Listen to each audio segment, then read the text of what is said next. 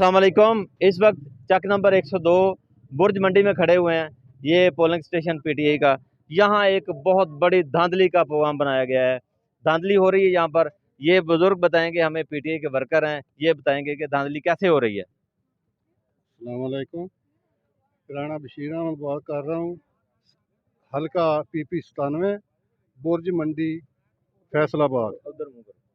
हम इधर से एक पोलिंग से तकरीबन 100 बीबी जो है औरत, उसको वापस कर दिया गया कि रिकॉर्ड बताता है कि इधर वोट है उसका, और वो बाहर निकाल देते हैं कि आपका वोट नहीं है।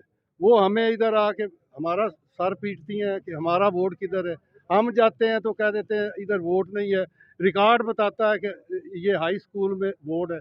कमो बेश 100 औरत को ऐसे निकाल दिया गया है कि आपका इधर वोट नहीं है। ये मैं पकड़ के खड़ा हूँ।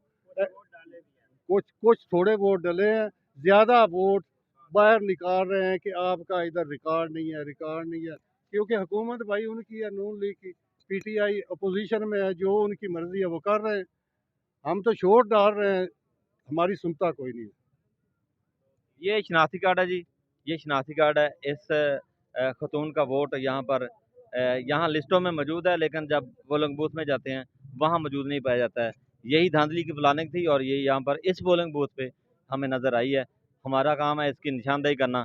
और अली अफजल साई साहब से गुजारिश है कि इसका कोई इस हलके में इस पोलिंग बूथ पर इंतजार करें, वरना ये काम बिगड़ने का चांस है, यहाँ पर बिगड़ने का चांस है, लड़ाई का चांस है। और आपके लिए बहुत ज़्यादा खतरनाक ये पहलू है। अल्लाह हाफिज़।